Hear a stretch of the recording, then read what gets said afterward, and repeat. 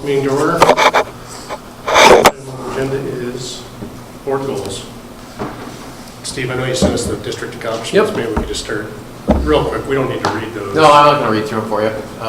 You should have this, and we've got them categorized in 3 different areas, so I'm going to scroll down a little bit here so you can see them. So these are the education. Actually, maybe if I can get a place like this, here's maybe I'm not going to. All right, so we've got the education goals categorized in 3 different areas: academic achievement, curriculum, and professional development. Obviously, a lot of good things happened last year. And then we've got a series of them here. Can we just, is there anything on that, so if you think about educational plan and accomplishments, is there anything as you think about the next 6 months? In terms of areas of opportunity for us? Yeah, so one of the things that you'll see, a lot of the pieces on here are tied directly to the 3 strategic goals that the board has: literacy, math, and then the equitable learning environment piece. So I think you're going to see, as we move forward, you're going to see more efforts that we can find inside the district to work on, and particularly the equitable learning environment. I know one you saw recently that we've been working on is the distribution of computer hardware and other support materials inside the district, and so we're now using a weighted resource allocation model for that. And so we're looking for other areas of opportunity. We talked about a couple weeks ago about ELS. And our opportunity there to work with them to help us identify high-achieving kids who are not currently pushing themselves, and we're not pushing them to take more rigorous academic courses. So I think you're going to see some things that are directly related to that 3rd strategic plan when you review the list for next year. Dropping down here into operations. There we go. So you can see here, we've got 6 different categories, and again, these support the work that we're doing on the right-hand side of the strategic plan, if you look at that. So you've got things that you find at the bottom. We'll do infrastructure next, but you see the talent piece down there. And then from an operational standpoint, our nutrition and transportation services, just working with a group of people, and we were talking about the role of Maslow's hierarchy, and obviously if kids aren't here, and if they're not fed, and if they don't feel safe and secure, it's very difficult for them to learn. So I know sometimes those things get overlooked, but they're an incredibly important part of the work that we do for our kids every day. Community affairs piece up at the top. I know one of the things that you've talked about in the past is how we continue to work to get the good news out there. And so we are working hard through that particular area to make sure that the good news is shared. Business office, we continue to get better and more efficient with the work that we do there. Some big changes coming our way with the Elementary and Secondary Education Act, ESSA, as it's described. A lot of different reporting type of requirements that are coming through there, so you're going to see some updates with that as we move through the year. Yeah, and then dropping down into the facilities piece, again, tied to the right-hand side of the facilities, or of the strategic plan. I think we spent a lot of time at board meetings over the course of the year going over a lot of this. But moving forward, certainly the weather is helping us out right now, allowing us to be on or ahead of schedule. Just out, Paul joined me out at Liberty High School a week ago on Friday. Things are really moving along nicely out there. The construction manager out there is pretty confident that we'll be able to get in and be inside the building side by side with them up to maybe 3 or 4 weeks early this year. For us, it's a huge opportunity as we look to transition into the new school. So I think I mentioned this on the email. I don't know if you. I'd love to see one last page that has the strategic plan on it, even just the graphic. Yep, I saw that yesterday. And driving towards the student achievement, kind of one-pager action plan. Certainly. Because, and I think it's the student achievements incorporated on the first page, but I think just showing that the strategic plan is driving that work. And then if there's any other linkages we want to make, whether it be with the equity plan or anything else we're doing. We will work on that tomorrow. I think it's just, but that'd be simple, just cut and paste, bam, bam, you know. You want it up front or on the last page? Because Yeah, I was actually playing exactly. around with it this morning. I'm thinking maybe put it on the front page of the index. I think it'd make a lot of sense to start in the front because that's what we're driving. And then you see the improvements If you go back to page 1, I mean, I think about, and we're going to get this into goals, but, you know, I think we've talked pre-K expansion would be something we wanted to get done in the next 6 months. AVID, the lead model, you know, potentially ramping that up or scaling it up, right? Yes. Are there any other things that, from a board perspective? I think that AVID piece and that EOS piece are going to fit really well together because those kids, again, that are coming through that AVID curriculum at the elementary level, we're going to need to make sure that as they move on into the junior high and high school years that we continue to maintain that external focus on helping them channel into those rigorous courses. Is there anything else you need from us? I mean, we're going to talk this next hour or so, but. All right. All right, you mind bringing up the board goals? It's on the tabletop there.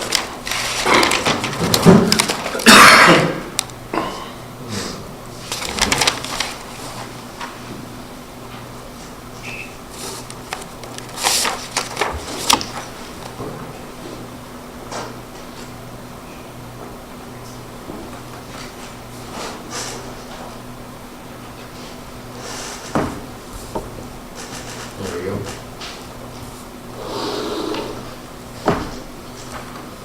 All right, so this is what's on the right, sorry, the left side of the middle, of course, is what we discussed at the August 28th board retreat in terms of action plan. And I provided at least a high level, just quick update in terms of status. And I think we can just walk through this. Yeah, if there's extra copies that people want, they're right there. So I think when we started, when we talked last time, support the strategic plan. The first item, and let's make this dialogue as we go, but we had talked about linking all the board agenda items via board docs to strategic plan items. I know Kim's trying to help us do that as we go through various items. I also think our folks, as they present, have been very good. You know, those like the Iowa report or, you know, all the report backs, people are very strong in linking the strategic plan goals. I don't know, I think that's been working pretty well myself. But we want to make the strategic plan more accessible, and I think, bam, finally the new web page is in, right? Right on the front page. Yes.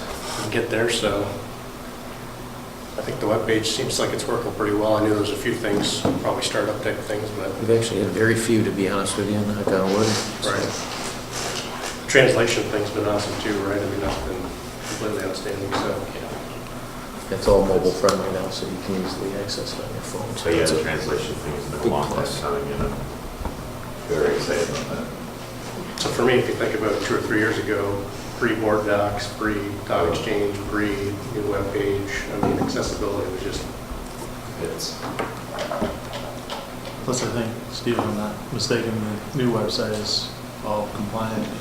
Yes, it is. That was the big reason we had to move to it. Nobody likes change like that. It takes a lot of work to make that transition, but our current vendor is ADA compliant. The previous one, which they're actually all part of the same company, but they were not ADA compliant, so now we are. probably great at some point for Adam to do a updated board meeting. Oh, I mean, I know sure. a lot of people have seen it, but for some people that maybe haven't seen it, you know what I mean? Even just one slide on here's the 6 things that are a lot better. Actually, Kristen drove that, so I will email both of them and talk That'd be about great. getting them on. Next is continue focus on the equity plan, improvement to personnel, the overall climate. I think we're making good progress in the equity plan. I mean, obviously that takes time when we're pushing it, but I feel better about the plan. I think the plan is more detailed than I've ever seen it myself. I think we need to Probably get, needs to get updated though.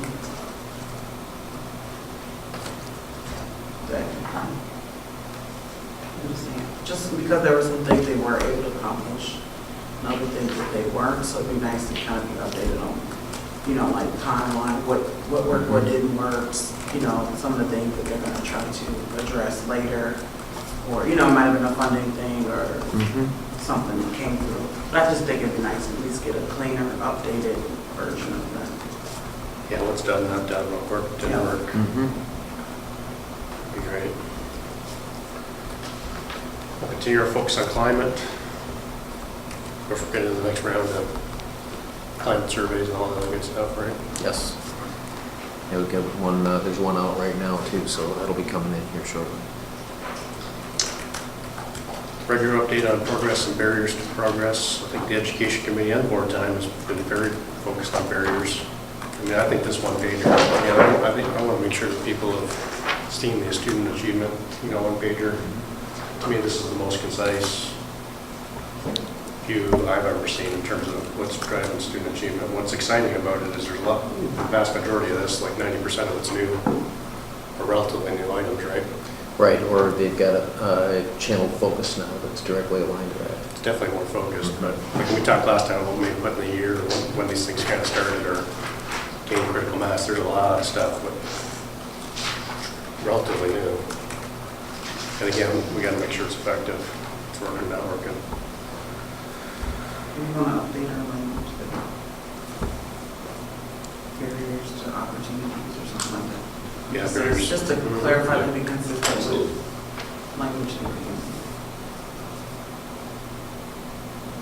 That topic will also be at one of the upcoming board meetings, right? I think so. We should make sure, we're reviewing we should get a title on this thing too. I mean, Yeah. I know it's in the, when you save the file, it's a student achievement plan, but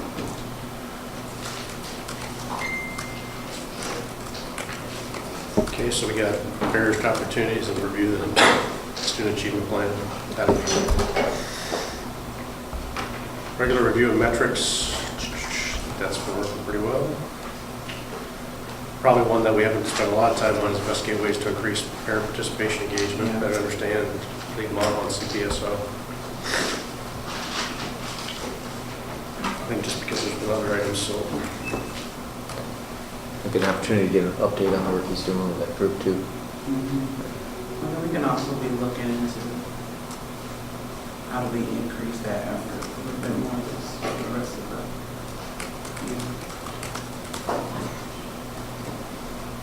we may want to talk to the next education committee, and Sure. we may be able to fit some of it in with the work we're doing with immigrant families and all that good stuff too. I mean, that's a great place for preschool. Yeah, you took the words out of my mouth, so in terms of adding stuff, I I think, get after it. yeah, So- so it would be good to get more input along the way, kind of. Well, you mean an engagement part of it, yeah. I think we need to add our pre-K recommendation to support the strategic plan. Yeah. And like you say, it's a great opportunity to engage our younger families. But personally, I want to get that pre-K recommendation done. I mean, I've been wanting to break that constraint for 3 years, and to be honest, the last recommendation we got is the best I've seen. Yeah. At the ed committee? Yeah, that was outstanding. And guess what? There's multiple constraints. It doesn't solve world hunger, but at least it breaks the first one, and let's get as many kids in pre-K as we can. Right, with the space we have available right And now. then we'll work on the next constraint, then you work on the next constraint, but you got to break the first one. Just like kind of in reference back to that, just make sure we're clear about how we're gathering that data so that we can make good improvements. Well, based on what we found out, Yeah. on how we're gathering the data right now, Yeah. and have for quite some time, We need it to doesn't change give us that. what we need to Right. answer those questions that you asked. So Diane's already working on that. Okay. So improve the record and increase data.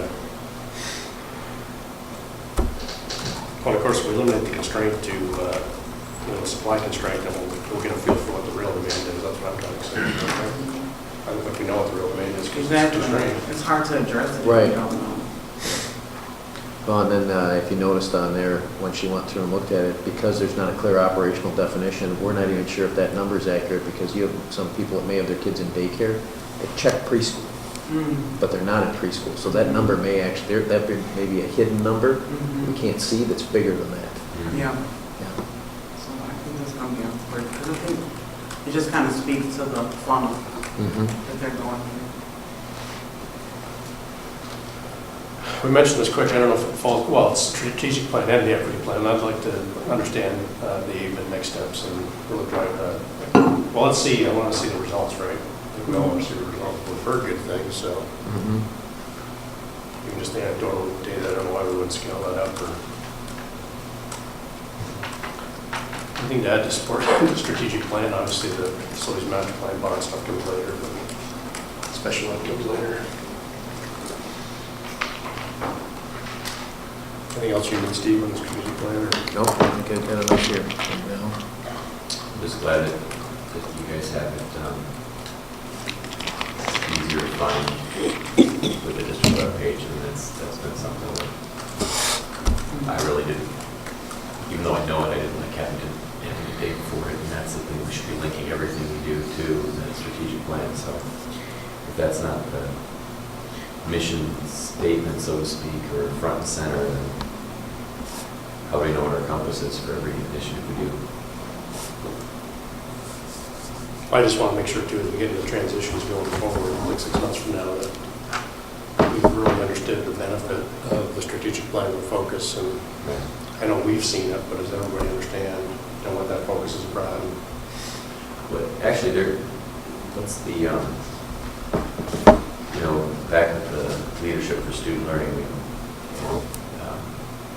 and they talked about everybody within the district being laser focused on those things. How are we doing with our teachers? I mean, right? Sure. So just so you kind of know I'm sure the the building structure. principles are there. Yeah, and how it walks down. So each building has an improvement plan. That's a requirement, and those have to be, their goals have to be nested in the district goals. And those are built with building leadership teams, and that's part of that TLC process. So each building has a team of teachers that's working on their improvement plan, and they nest those improvement plan goals in the district goals. Now, that though doesn't get to your question, which I think was a universal, and that is there universal? I'm sure among our building leadership team people, if you sat down and talked to them, they'd have no problem with it because, to your analogy, they're in the funnel, and they see that piece. Do those who are not part of that, are they as integrally connected to it? That I can't answer. So that might be something for us to address. I mean, I'd like, ideally, when I go on a building visit, like when I was at Southeast Junior High a couple weeks ago, to be able to say in whoever's classroom I'm shadowing, what are our 3 goals here? And have them know it. What are you doing to support it? Right.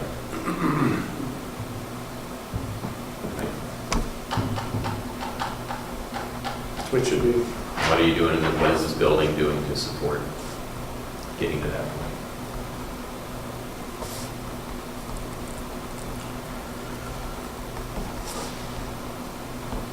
Good. Good. Okay, the equity plan, already talked, an update there, we've done that, done what's working, not working.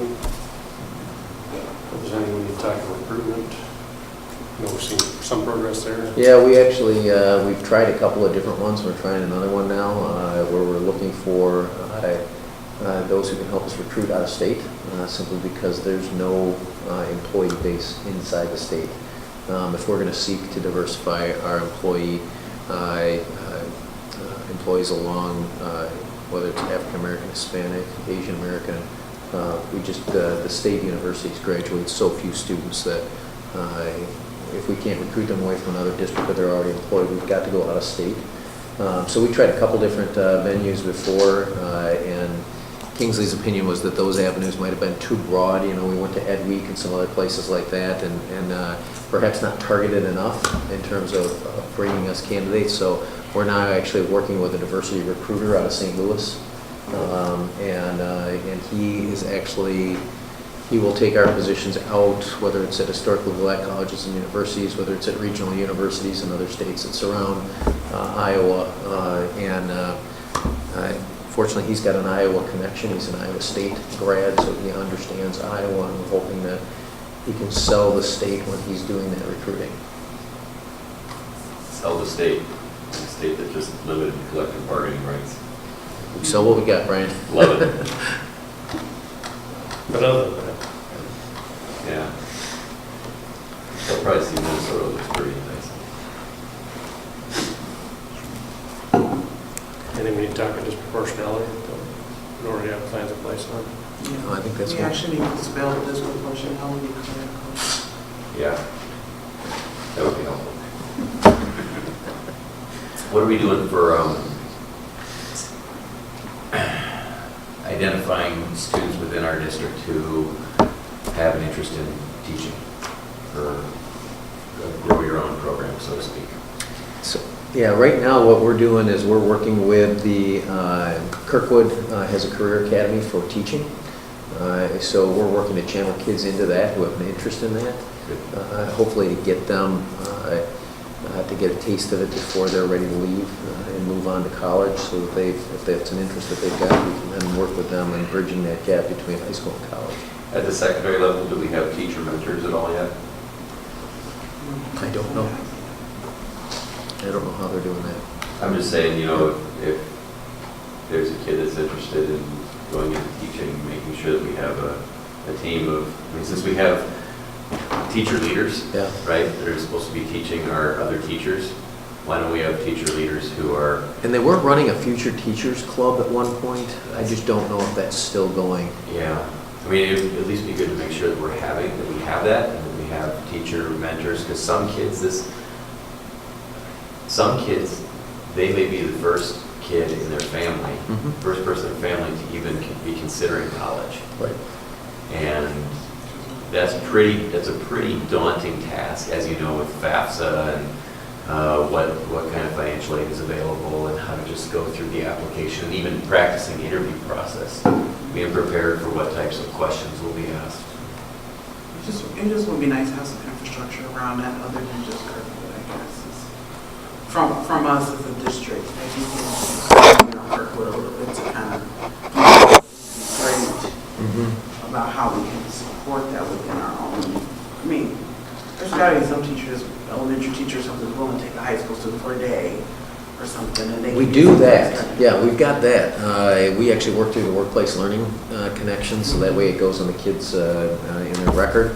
But we have kids that then come and shadow in our district, so they're working with, if they're interested in junior high, high school, elementary, then we find them a classroom that they can go into, and they can either do full or partial day shadows for teachers. Are we looking at the proportion of diversity that's in those classes? Because if this is a part of our equity, you know what I'm saying? Like, Yeah. it just would make sense that we would make sure that we have kids of all different backgrounds that's involved in that, because if not, then we're just going to keep recruiting. Right. We've always recruited nationally, but, and that knowing that there may be a different level of support that they may need, given that we have such a limited number of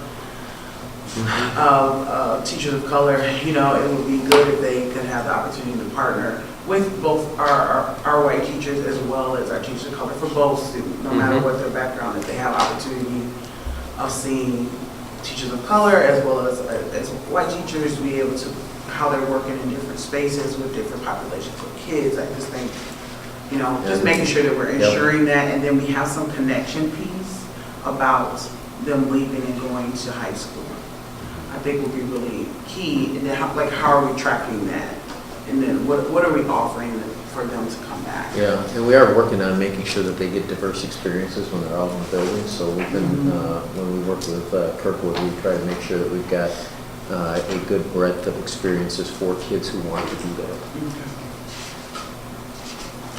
Just kind of be nice in a year or two to kind of see, I guess, kind of looking at where we started with the teaching, have kids gone on to do early education or education in general, and how we can support, even if it's a card from the district to say, keep going, that's so great, you know. So just to kind of encourage that would be great.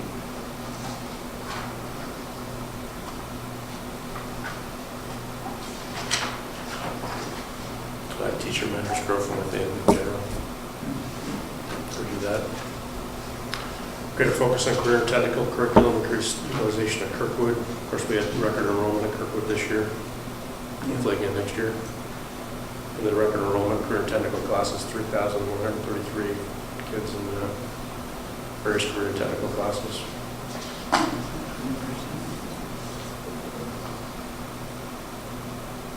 Continue discussion of non-traditional or alternative methods of programming. I'm not sure we've decided really not to pursue that at this point, right? Yeah, not right now. Still, that's still in our, when we look at what the state may wind up doing, we still have all those materials with us, because if they move from Dillon's rule to home rule, we could have significantly more autonomy moving forward, and so I've still got a whole file cabinet full of that stuff, depending on what they wind up doing with that, because we may be back at you at some point, depending on where they go with that. Sure. You see that as something next session, this session, so. Oh, I think it might go through in this session. There's, I know I don't know how else to describe it, the state's a little bipolar on their home rule issue, you know, they want to give us home rule, but they want to say you can't have your own minimum wage, and, you know, whether it's the city, the county, or us. But I think that there's at least right now, there's some sentiment to moving forward with, there's 2 bills that are still out there right now, and both of them have home rule in them. So I think the one is a standalone bill. I thought for a while that had a better chance of going through, but actually now that I'm looking at it with the conversation that's going on in Des Moines, I think the omnibus bill has a better chance of going through, and that's got even fewer restrictions on home rule than the standalone one does. So I think we could see it before the end of the session. It's kind of fun how local control is a great buzzword until it disagrees with the majority party's idea of how Yeah. things should go. So And of course, that, just so you know, that is a caution. We didn't need local control Yeah. for that. That is a caution for us, because I know talking to the people at the state level, their fear is that they give us home rule, we start doing things that work for us, and then they look at it and say, well, we don't like that, so you can't do Yeah. that. So we have to be careful of that, because if it deals with alternative programming, you'd hate to make a promise to parents that we can do something, and then they decide we can't do it, and they reel it back in, because that's so disruptive for students and their families. So we'll just have to be pretty judicious as we walk through that. So I suppose either way, we probably want to better understand home rule versus Dillon's rule, Yes, and what our options are. just because it may be more urgent if it passes, Yes. or maybe something that happens next year, right? Yeah. So maybe some pre-work, because that could be a legislative priority next year, I don't know, who knows? I've got some good materials on that for you, too. It's not to say that one's urgent, but Yeah. we could add that for So sure. especially as the legislative section goes on. It seems like under support the equity plan, we should add a couple of things that we're already working on. I mean, the first would be supporting our students against hate.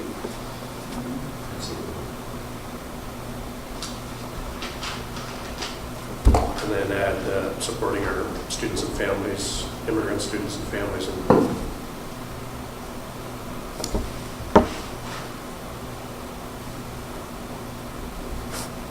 I'm not sure there's any new actions there other than we already talked, but. But to get it into the plan, so Yeah. it's codified. I think that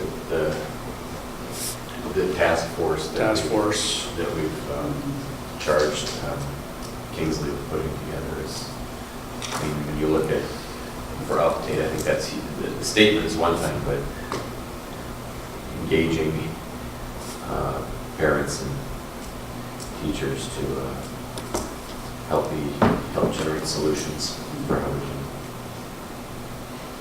I mean, I know we keep special education, we've pulled it out to make emphasis outside of the supporting that equity plan, but I think that time out room, Yep.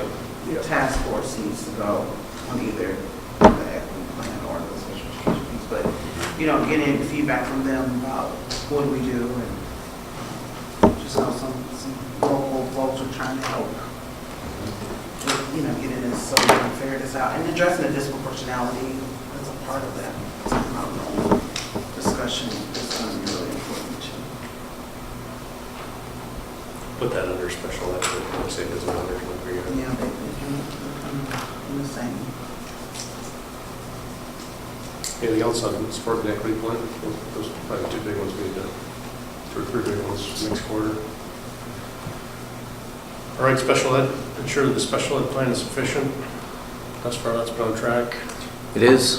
We've got really 3 sets of work that we're doing in that area. We're working with Grantwood AEA, we're working with the state, and then we're working with the federal government. Starting at the local level, the Grantwood AEA is giving us their blessing. We're done with our compliance work with them. At the other end of the spectrum, So where's the press release, man? we're going to do it all at once. I had a conversation with the state, and they said, let's do everything all at once. So that'll be by when? And they, well, the state's the one moving slowest on that, so the other end of the spectrum is the Fed, and they will begin meeting with us here in the next few weeks. Hopefully they will tie up their work with us, and that'll be done The state, last conversation that I had with them was they hope to be done by the end of the school year.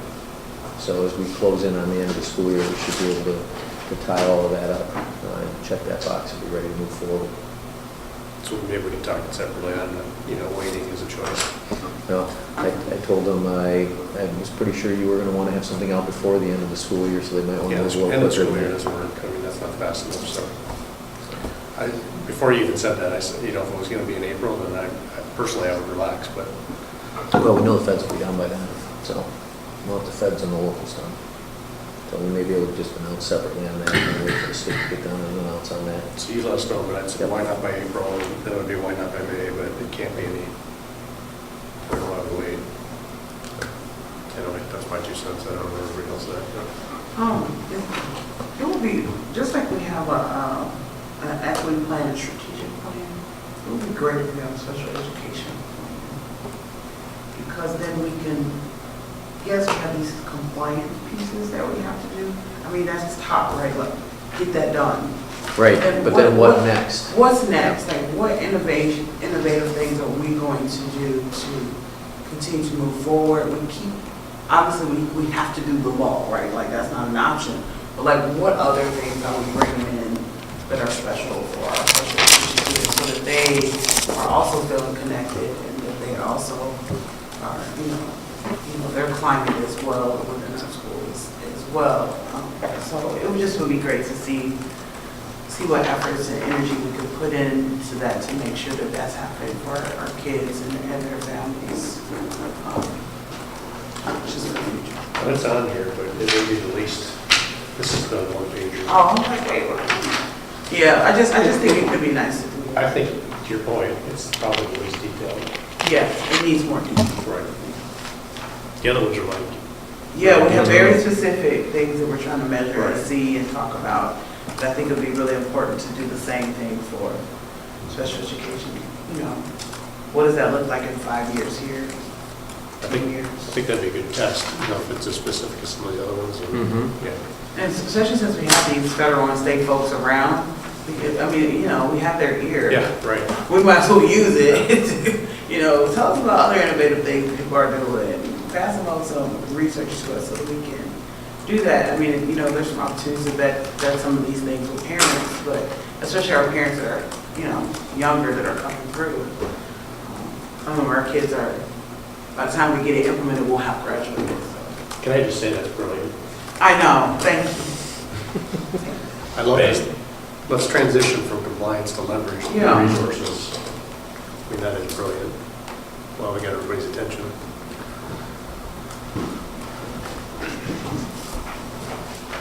Leverage.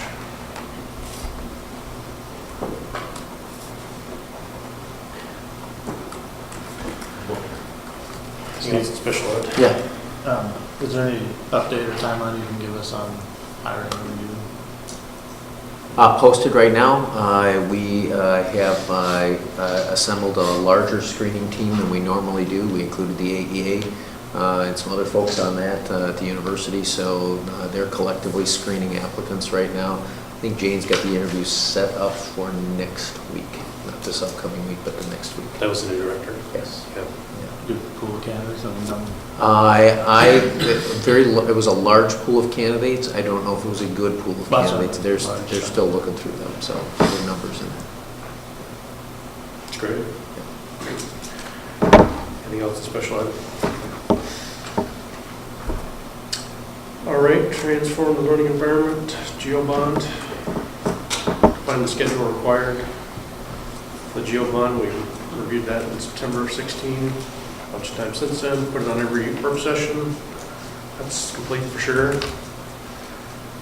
Establish approach to campaign team, of course that's happening independently.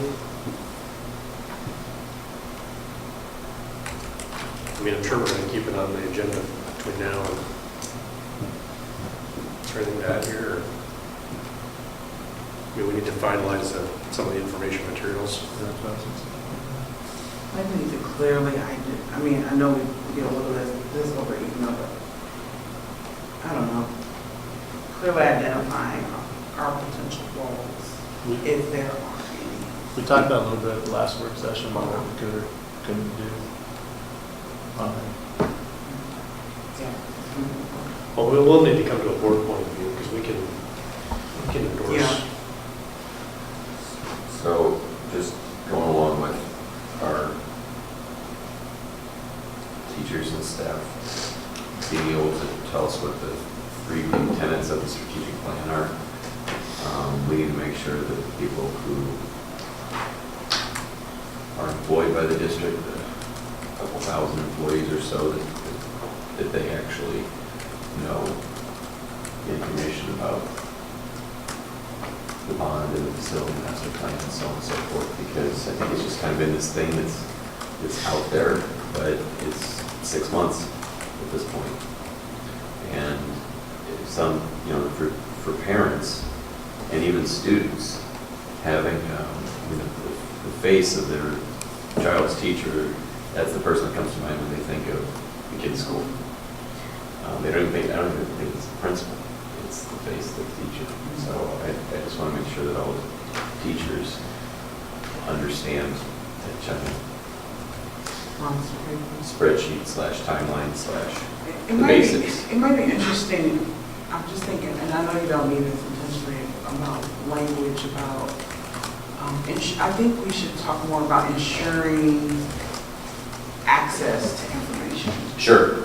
I think that's different. I think ensuring that they know that they have access to the 3 things about the strategic plan, and ensuring that they have access to Right.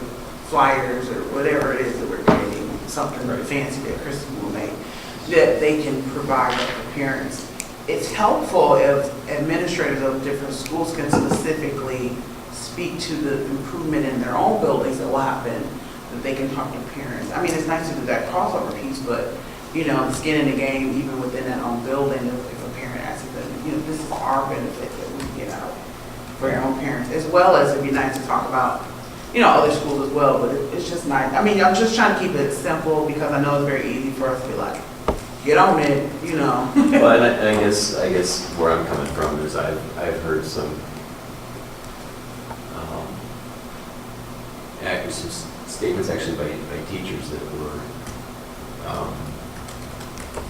very incorrect about bond and really didn't even know that their school was Right. the And improvements I at their think school. that's They were right. happy to tell me that they needed improvements, but they didn't even realize, Right. even though the plan's been in place for 4 years, that there were improvements coming in another.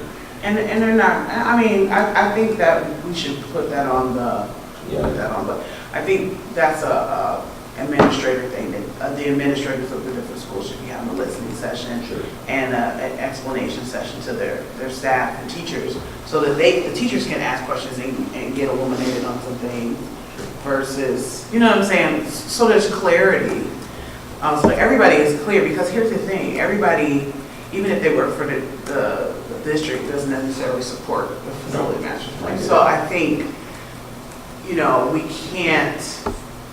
can't enforce anything, but we can ensure that everybody has access to correct information.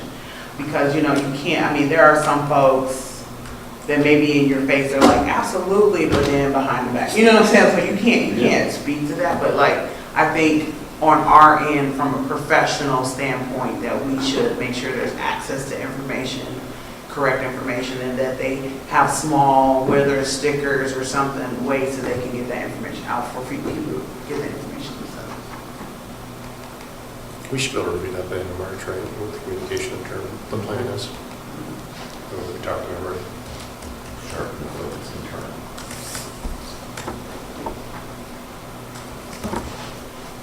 So one of the things Kristen's been working on is one-pagers for schools, is that By school, yeah. Yep. coming along? I know she's had other stuff to do too. The elementary, the junior high, and the high school impact. And that's something that can go out in the backpacks or whatever, flyer. Keep it Do we simple. still have those? Yeah, it's new. Oh, okay, I'm like, wait, I think we got those. They changed it, virtual backpack, it's peach jar or something. Yeah, that's what I was like, I know the name change. All right, here, talking about the facilities master plan, we have to find progress to extend it, obviously we completed the update. then obviously we had significant time work sessions, other work sessions in September. Is there anything to add on those two? It'd be nice to do a slideshow. Sometimes with some external pictures or something on our website. I know we do kids a lot, but it'd be nice to also show the changes that have been made. And Kristen's working a few of those too, right? I'm just gonna go on her office and figure out, you should do it, that'll be quiet. I like that there's that, you know, we have the list of other projects that are on the back burner. You know, when you say define progress to extend facility master plan, we have an analysis of needs beyond the year 2023. Yeah. And then we have some parking lot items sitting there that were not part of the initial facility master plan, but are sitting there. True. That we know will need to be done at some point, but aren't, you know, that we as a group felt were extending, you know, the facility plan beyond what it was intended in 2013, so stick to the plan. And then there's these other things that, you know, are less pressing, but they're out there. So, I mean, it does help a lot to have an idea, you know, the list of parking lot items. 10 years plus, yeah, especially around that land acquisition, all that good stuff. But like, okay, so like the Horn flooring. Okay, we talked about that a little bit during work session, is that Horn was just renovated. Horn has very little coming on the back end of the facility plan because they were just renovated prior to 2013. But they're the only elementary I know of that has this hard flooring throughout the classrooms. And it was, I guess, an experimental thing, and the teachers don't like it, so that's a parking lot, you know. Right. So, I don't know. You know, when we defined the facility master plan and even the timeline, we always said we were going to come back and continue to review it. You know, are we still doing what we need to do? Is there growth where we anticipated 4 years ago, and minor tweaks, but delivering that 10-year plan is critical, and then keeping the reserve list of stuff that needs to be done. It would be nice at some point to extend this down and put 5 years on the end of this. Just as a continual progress that we're working towards. I just think it just, you know, if we constantly keep it before folks, when people know that we're just gonna always be looking at how we can update our buildings for more improvement for our kids. It's, you know, however many years we've completed, we need to add that many years on the end so that it's always 10 years. Maybe we shade it differently and say, we completed that, but this is our 10 years, and this is our 10 years. It's kind of things there should be. We can wrap the room. Right, for there the should be next like 40 the 20 years. years before the facility master plan, where it was like, Nothing was done. oh, we didn't do the building. I mean, it was just, I just think it's one of those things that if we get in the minds and hearts of folks that we're gonna keep trying to improve things for our kids, that it's just not a second thought of, oh, now we're going back to talk about facility master plan. We're always talking about facility master plan because Right. we always are looking at how we can make our buildings the best buildings. you can't grow 300 to 400 students a year and not be talking about facility master we plan, just right? have to. I mean, it would be irresponsible for us not to. Yeah. Literally, we don't talk about that, so. We should add the blind and make sure Kristen, some of her work pages are up on the road too, right? Yeah, we can do that. Like that one graphic's really nice now, it shows the 10-year, what's been done, what's not, you know. Yep. If you think about it, Pull them up. So there were no elementary schools built between 1970 and about 1996. There were 16 years of no new elementary schools. And then they were so far behind the 8 ball. Just blows me away. It's like there was no plan. Well, I'll leave here. I'm gonna make sure it's at least a couple years on the end of the There you go. day.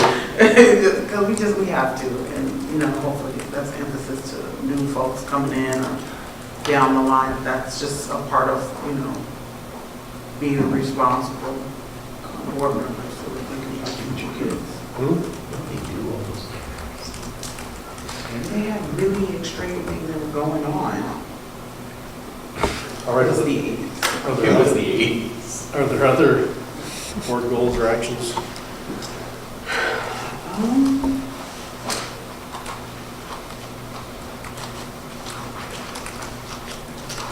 I think the focus areas still remain the same focus areas. Yeah. I'm pretty sure there's probably something else. There's always could be something else off the top of my head. This is a lot, but that doesn't mean that there couldn't possibly. Is there anything we need to prepare for next year? I mean, legislative priorities kind of happen naturally, but. You know, legislative priorities are going to be very different, I think, next year after we get through this final legislative session. You know, I shared with you that, that omnibus rule, or bill that's going through, and that section 9 that's on there has the DE just, they're paper locking down there, because if you read that one, that's the one that says that everything that the DE does, everything that Ryan does in his role as the director becomes advisory. Yeah. So it's like you're driving down the highway and the speed limit is just a suggestion now. And what will that look like? What will that mean? Buried inside that bill, we can start our own virtual school, which right now we can't. We could start a virtual school and open enroll kids in here, just like Clayton Ridge or CAM. You know, there are a lot of things that are contained inside there that could kind of turn our world upside down to some degree or another within a very short period of time. So that might really change our legislative priorities for next year. We got the home rule versus the drill. Right, yep. I'm just going to keep throwing it out there that I do think that the issue with commercial properties and the PAB, the Property Assessment Appeals Board, is something that we could get some synergy between us and other elected groups, whether it's county or, I'm just going to say, it needs to be out there. You should have offered that amendment that the school board association had. If I was going to be there in November, I would be. No, but you could have, this last one, you had your chance. Oh, you should do it next year. Stand up and make an amendment in front of everybody. Yeah, somebody's going to have to do that. Apparently, I'm the only one who makes waves in Des Moines. I highly doubt It's just the way you do that. that. Well, it's school. All right, other items? Just assertive. Kim, what are we missing? You tell me.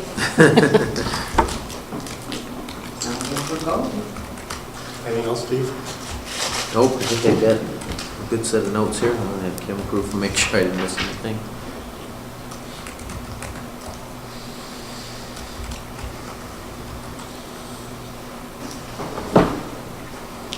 All right, next topic is board norms. I don't know if you want to go point by point or just high level. Anything you want to talk here, either way. I'd say, I mean, I know that back in the fall, we had everybody kind of take these and maybe identify, I think it was 5, right? Identify 5 that they felt were, isn't that how we did that in the fall? Yeah, because we did these in October 2015. and Right. again, we talked to a few to focus on.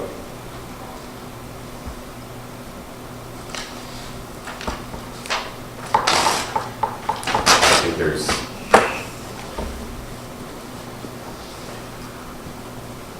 there's, a couple things that maybe we added on the board norms, so should we maybe kind of try and repeat what we did in the fall, which is say what are maybe 3 to 5 areas, 3 to 5 of these things that you think? I think we just walk it down. Just walk it down and talk about. Okay. Let's bring it up then, yeah. I think some of this is language change, some of it may be defining what that language means, because the issue with board norms is some of it can be subjective. It would be nice with our norms if we were able to tie them back to our policy.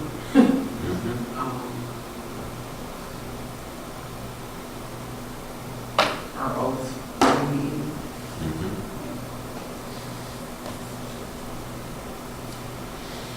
I'm thinking about this as a living document for future board folks that come on.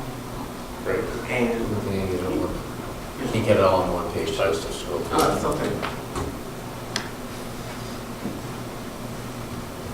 Just maybe, Somebody want to run this type of vote? I love the idea of looking at the policy. it's always nice to have linkage. Not just, you know, to look like opinions. At one board, they had these I think the no surprises piece should be just called being proactive instead of no surprises. The avoid gotcha moments is kind of already in there, so it feels a little redundant in that way. I believe that the idea behind it is find out all the information you can in advance, and if you want to bring it up, that's fine, but just allow people the opportunity to be able to respond. Right. Was where that comes from. So I think we just need to clearly just say that. Well, and the agendas are posted on Wednesday now. Right? Yeah. So, I mean, at latest by Monday or even the morning of the meeting to notify somebody that, hey, you know, here's my question and I plan to ask this. I mean, I think that it's, And then we also gotta be flexible because we're calling them board norms. And everybody ain't normal. I mean, I don't mean to say that in a mean way. Like, no matter what rule, team expectations. expectation people have, there are gonna always be people who are going to be opposed.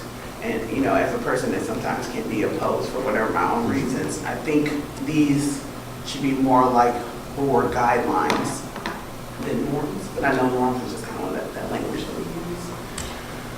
But these are more like guidelines about how to be productive elected school board members. I think we're changing it in that language of saying, we highly recommend, but we still know you can do whatever the heck you want to do, unless it's against our own policy and unless it's against the oath that you take. Now, the other problem with the board norms that I have is we never talk about what the consequence is if you don't do these things, or the consequence of if you violate our oath or our policies. And the reason why I'm bringing that up is I really am thinking about future board members, because when you come on, it's not always very clear about where the line ends, about what your power is, what your power is not. And I'm just, you know, I really am thinking down the line, like, do we make this a document that we can hand to people, even if they're running, you know, or we can hand to people when they come on as a part of an orientation of, you know, these are guidelines that we've tried to establish. They can be changed, of course. Here's some of the consequences. Here's some lessons learned. I'm always anti having to talk to attorneys and stuff because of things that have been like, you know, it's the last thing you want is to be dragged through the press because of some mistake that was made. So we can be clear with folks as much as possible. I think that that's important. That's my contribution. Yeah, just blowing up policies so we can figure out how to. Yeah, I just think it'd be nice to have linkages to go. This is not just people just sitting around being rude and like wanting to, you know, power trip, but trying to tie it back to our specific policy and our oath about this is why we do this. And I think that helps with transparency on a part of our community, because sometimes there's an expectation that, oh yeah, that person right there, they're doing, and not realizing that that could be violation of our own board policies. And so I think that that's important, that we're just clear about, that we can just be like, we understand that this is just something we've all kind of agreed to. And if I'm way off base, like pull me back, but I was just processing that through for myself, like, okay, these are things that help me stay within what my role is here while I'm here. Perhaps we could, P&G, while sitting here, let's take a look and we'll keep going through here, but with an eye to, I like the idea of for the next board onboarding, we clarify what's linked to policy or what's linked to oath or what's linked to law versus what's just, You know, I mean, I think it's different to be like, you can't do this because I don't like it when you do, you know what I'm saying? Like, that's your personal opinion. Well, under board governance level 2B, it's board job description, and a lot of this really ties into that. Yeah, and I just think we just need to, And a lot of it ties into clarify board this. superintendent language as well. yeah. But I just think when you look at this document, it looks like we've made some suggestions. You know what I'm saying? Versus if we Well, clarify this into an actual form that says for, you know, information, future boards. And it might also be important, you know, at some point to attach where we've gotten ourselves in some trouble and why, and what was the outcome, because I think sometimes people don't know that past knowledge, and they don't know that there is consequences to every action, whether it's positive or negative. I guess the flip of this is, should there be anything built into policy too, right? I mean, some of this is, I mean, I'm just saying it just, I don't know if we should build it as a policy because of negatives. I'm not saying all of it, but You know. it's an interesting question when you go through, when you do the check policy versus the norms. There's some very strong images, but it could be there's something missing in policy too. You know, I mean, we can look and see if there's something in there. I'm just looking at this form, I'm saying we could do a better job of clarifying where this is coming from. It's not just, you know, the 4 board members that showed up to the board retreat were like, this is what we're gonna do, you know, but this is actually summarizing actual board policies or actual stuff like that. Because, you know, it's very easy for people to have that impression. Oh, well, you all were there, you all came up with this, versus this is stuff that's actually part of the actual state of Iowa policies, and then this is just a summary of those guidelines.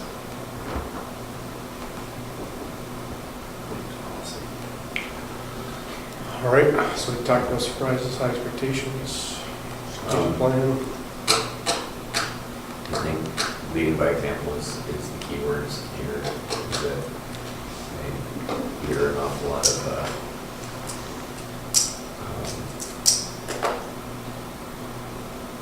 words thrown around the board table about retaliatory culture, and I think that some of that starts at our board table. I think that is, very frustrating and very concerning, but I think that we need to make sure that we are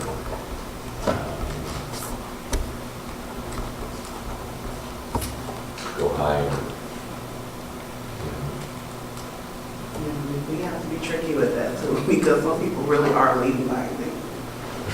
I mean, seriously Yeah. though, like if you believe that that's how you should live your life, and you have an expectation that other people do the same, regardless of the language that you're using, you're modeling. And so trying to put that in here can be difficult, right? Because it's so subjective. People are presenting who they are. And so we should believe them, myself included, and all of you all. And I understand what you're saying about trying to get that. But like I said, these are guidelines, and we know that the more that we try to make this a norm, the more there's going to be someone who's going to fight against that as being an actual norm.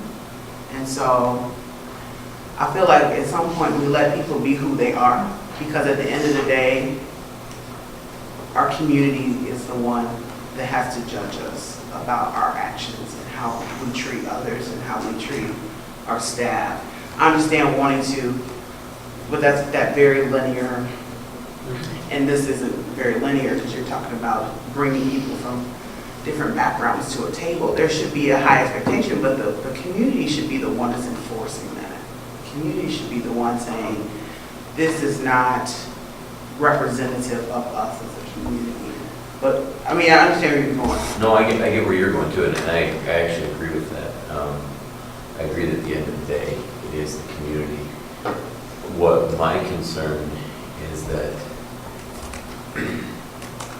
especially when I look at other school districts, that they don't have video of their board meetings up on their websites. They don't have audio, and those are things that if we want to recruit the best, it's real easy to go through and see how board members treat.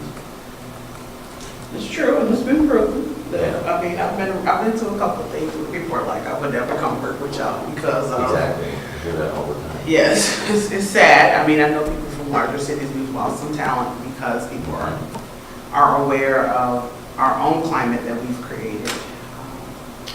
So, Just to be clear though, Brian, you're not saying not to record our. No, absolutely not. no, I think it's obviously an advantage for the community to be able to record these things so that That was one of everybody's not available at 6 That o'clock. was, no, that was one of the high points of, one of the selling points of board docs for me was knowing that you could link to specific agenda items and watch the click and watch the discussion. Or click and listen to the discussion that goes on back here in work sessions or right now at the board. Just ask a quick question on that, Steve. Is there any way to expand that so it can be, I don't know, working with North Liberty or Corvo, whoever doesn't show up on there, maybe they don't have a city channel? That's a good question. I don't know, because we've always worked through the PATV, and I know they're different providers, but we can certainly reach out to them. Yeah. Because I know that, North Liberty doesn't, right? because when I got here, right, that was one of the things that people in North Liberty said, we can never see it because we're on a different cable provider. I think Coralville's on the same provider, but North Liberty's on a different provider. Have it listed here. All right, moving down, is there any other one people want to talk? The strat plan we've already kind of talked about. Stated, tied everything to the 3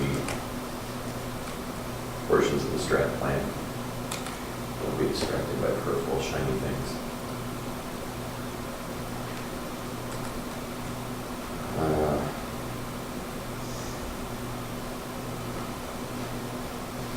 Moving to the next one. Yep, let's keep rolling. I personally feel like the discussions at the board table and our work sessions, it can get heated at times, but I don't.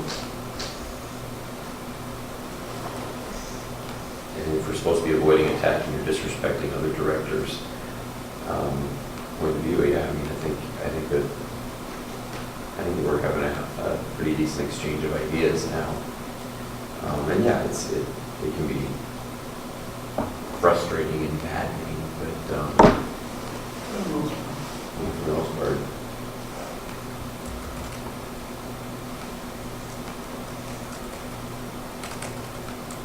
The one voice had some things that need to be addressed. At the time that we came up with this in 2015, we said, if you're going to do a guest editorial, share it in advance, but we talked about it in policy and engagement and decided just notification to the rest of the team that you're going to have something published. You don't have to share it for critique or criticism, which is, oh, by the way, I'm going to have something in the Press Citizen or something in the Gazette or something in the Little Village or something that should be coming out later this week. I always appreciate that you, Chris, always share an advanced copy, and I've chosen to share an advanced copy, but not everybody chooses to do that. The frustration for me is that not everybody chooses to even let us know that they're publishing something. And that's agreed upon twice board norm.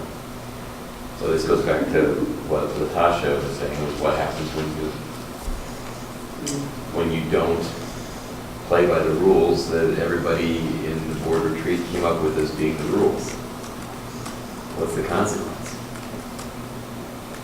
I think it's very. And I think that's the thing though, right? It is what it is. Right, it's like there really is no actual consequence. That's why I said,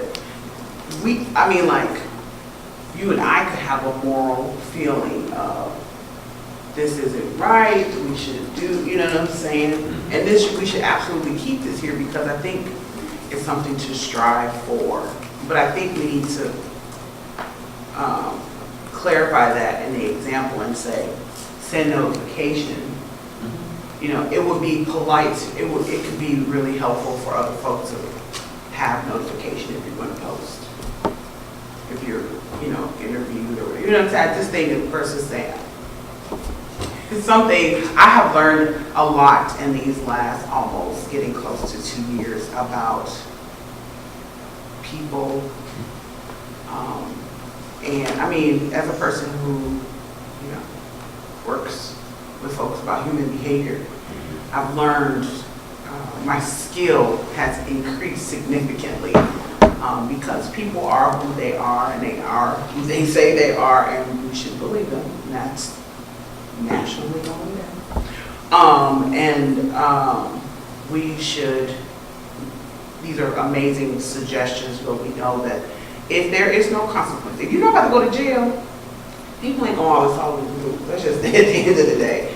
It would be great if we had folks who were coming around this table, that we just had that basic, these are things that we'll abide by to support one another and the board and our kids, but that's not gonna always be the case. I'm done beating this dead horse. I'm just saying, I have learned that these are great things from a moral compass to do, but that everyone's definition of morality is significantly different. I agree. It's really just a suggestion, but it is going to impact your working relationship. It does, So it does. But that's a natural consequence right. when you do that, is that people may feel less inclined to collaborate with you, work with you. Absolutely. Because they feel a little thrown off by that. So, I mean, but that's just a natural consequence. And that's the example of share talking next year. Sure. Well, and I mean, honestly, with One Voice and One of Seven, you know, they're kind of tied in together. You know, I've always felt that the time for disagreement discussion is before a board decision is made. I think the community would agree with you. But after a decision made, you are 1 of 7. If you're on the yay or the nay side of it, or the majority or the minority side of it, you expressed your opinion clearly in an open meeting, and now it's time to because you're part of the board, to support the board decision. If you're a yay or a nay, I've been a nay, and you know, it's hard to swallow that. We just need to have some ability to be grown and move on. I mean, Yeah. honestly, Oh, amen. honestly, because some people hold grudges for like 10 years, and it's like, it's not helpful here. So seriously, like, okay, it didn't go your way. Grown people don't get to fall out all over the floor and don't go your way. It don't go your way. You know, that's a part of being elected. If you don't win, that doesn't mean that you get to come sit at the seat, even though your name isn't there because you didn't win. You know what I'm saying? That's just reality. So, I mean, I don't know. I think we can tie back the One Voice, like you said, to that policy, and I think we should definitely Well, include the that. policy is let's see, level 3D of the board governance. And the continuing under 1 of 7 is, I mean, it's in our policy, board members shall not attempt to exercise individual authority over the organization. I mean, that's under the 1 of 7, it's the third bullet point. Direction should come from the entire board versus individuals, and that's an easy linkage right there. And- That's what I'm saying. I think that's something that needs to also. and yet we continue to have to deal with that, is direction needs to come from the full board. You know, you are 1 of 7, you're only 14% ownership of the board. So, I think we link it back to the community. That's why I said the accountability has to come from the community. If the community doesn't know that that's an actual policy, then they just think that you're just in disagreement. so again, I'm back to the SPNG should link policy to these. Yeah, I think it's a great suggestion. All right, board packet. You coming out earlier? Was a change from the earlier? Thank you. Board meeting, I'll just say people have been really good at letting me know if they can't attend. That's been great. I think the norm of not calling in has been outstanding too. I know this board hasn't really seen the alternative, but it just didn't work very well. And both of the board members or Steve's been away. Can I just go back to the board packet real quick? So I know they come out on Wednesdays, and sometimes I look at them that day, and maybe not again until Friday or Saturday or whatever, but is there any way, I know we've done it a couple of times, and you'll put amended, whatever on the agenda, like when you add things to it, is there a way that, Well, there's an auto notification that if you. It's supposed to pop through your email. I don't, Do you get those? Because I click yes when I add or, Who was it that found those in their spam? Remember? We first went to board docs, so what we should do is we should check and Adam can help us out with that. Because what happens is, and actually this is one of the nice things about board docs, Yeah. is we can put the agenda out, we can push it out on Wednesday. We're pretty firm with folks on the team that we know that sometimes that's a really tight turnaround, to have your materials ready on Wednesday, and if you need to get them to us on Thursday or even Friday, so the board members have a chance to review them for the weekend. And then once it goes live, I think besides you and I don't know if anybody else has the ability to add things to it. So when we start pushing documents out that weren't there to start with, it gives us a toggle that says, would you like to update the board or not? You click yes, and it should push an email out to you, Paul. So if you're not getting those emails. are any of you getting? No, I get them. Yeah, Yeah. we should check yours because when we first moved to board docs, I can't remember who it was, but they were going to somebody's spam folder all the time. And so Paul was able to, or Paul, David was able to make sure that it was a, I don't know, what do you call it, a preferred Check how your domain or stuff something is, like that, so they sure never went to your spam. Because each So. one's like individuals. And it comes in, it says from board docs when you get it, so we'll fix that. I'll double check for you Yeah. to make sure he's not. Just check if it's notified. Yep, Adam can make, oh yeah, we can check the notification thing and make sure you're on that Maybe list. that's messed up for some reason. Yeah, that could be. Actually, Paul, I think there was a meeting you missed, we just decided not to give you any information. I check it, I don't know, the rest of you again, those. No, it's nice to know. It's nice to know when it's been, something's been added. Yeah, It's like, oh, yeah. yeah. Oh, let's see. Yeah, I don't think you have anything else in more than me. Under board packet, though, the digital versus paper, how much are we printing out?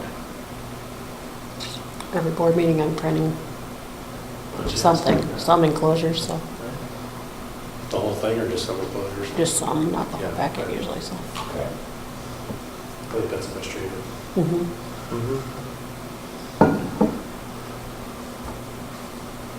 All right, board meeting consent.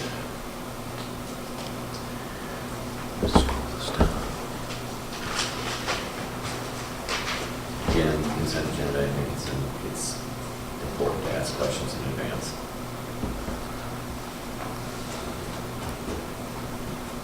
That's very helpful from our perspective, like, Sure. so Natasha just had a bunch of questions on pre-K. I can go out and fan those out, so I get good details from all the team. It takes a little while to gather some of that information, but then Right. push it out. And it could be, in this case, that was a follow-up to a board meeting, so sometimes it's a follow-up, sometimes it's a precursor, but the thing that's really helpful for us as a admin team is, and we can make sure that you all know that, so we can push that back out to everybody. I mean, my questions usually get answered right away, but if it's a particularly big topic, I'll say, I'm going to pull this, and, thank you for the information, I'm going to pull this, I think this deserves a public discussion of this issue. Well, then they can make sure that they've got whatever information you need handy, so if you want to have that Absolutely. discussion while you're all together, you're able to do that, as opposed to, I don't have that with me, I gotta come back at it. My two cents is it needs to be crisp and concise. Let's get to the point.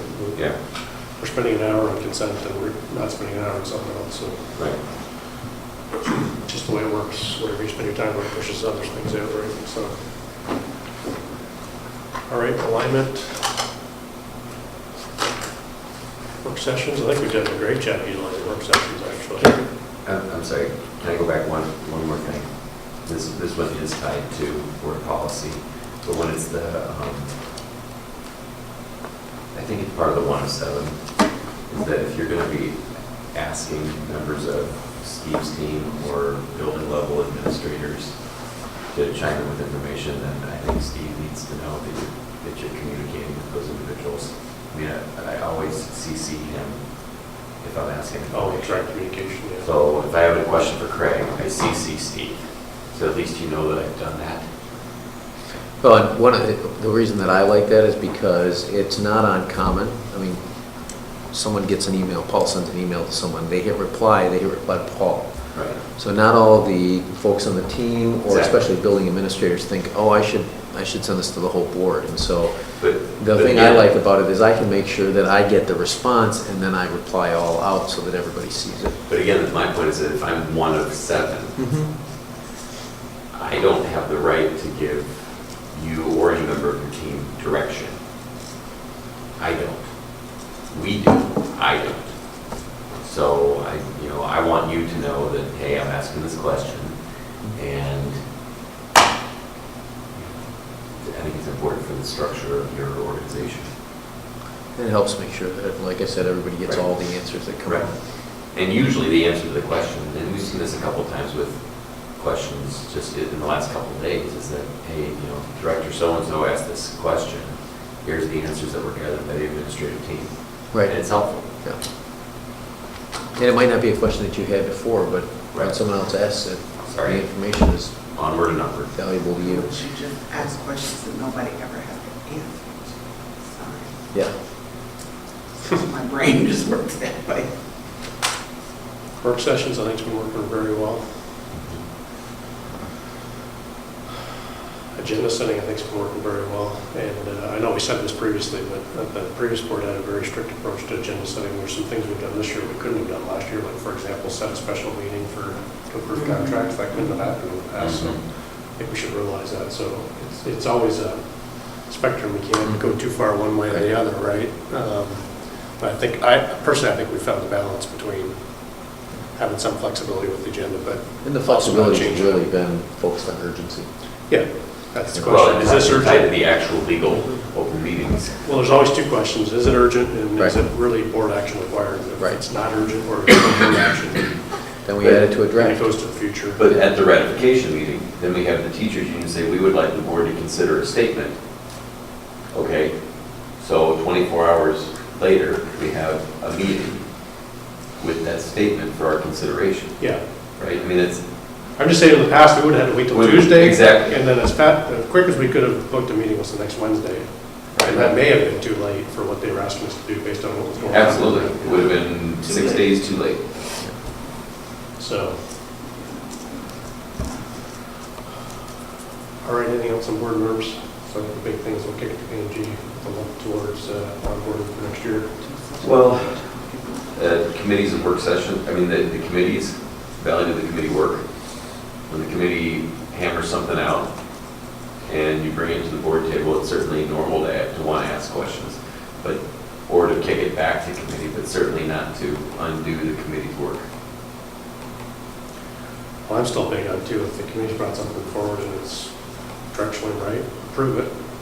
Right. And then if you want to change it, you can always kick it back to committee, but Right. to, Which we've done a couple times. but we've also done the opposite a couple times. And it's, is it really worth spending the time on that, sending it back multiple times? Sometimes it has been, right? Sometimes it's not right, send it back, we're not, But there's other times where we're aligned, we just don't, want to tweak something, it's like, well, fine, but approve it, and then send it back if you want to, but.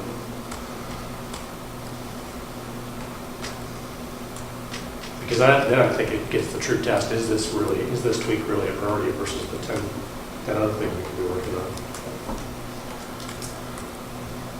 P&G seems to be working well. Operations Committee, we're basically moved that into the work session, so we'll continue to monitor that, but we basically moved all those topics into the work session, which is Yep. fine. I still think there's a room for operations if we stop doing that, but it's a choice. The Education Committee, I think, has been working great. I think we were brilliant to get it back to 2 or 3 topics, because that keeps us busy for an hour and a half, 2 or 3 topics, right? Keeps you focused. And then we're more focused and not rushing. I'll make sure that we get time for input from staff, which I think is really valuable as part of that process. And I think if we have too many agenda items on there, there's a tendency to want to compress staff input so that it doesn't take too long. And I really think it's valuable to get the staff people in there, whether it's, Jay and that team with pre-K or whatever the issue is that's in front of you, to have the folks that are on the ground perspective. All right, anything else on this topic?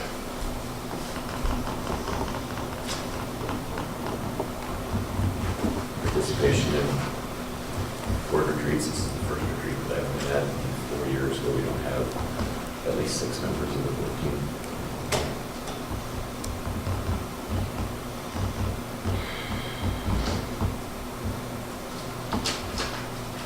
The retreat is to focus on how we function, and I think that we should be done.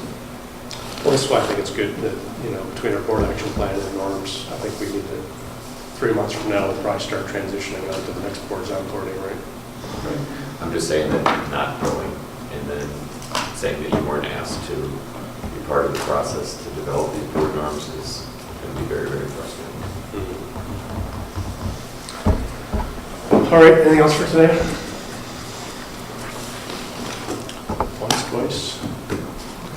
Entertain a motion to adjourn. So moved. Second. All in favor, say aye. Aye. Any opposed? This meeting's adjourned. Thank you.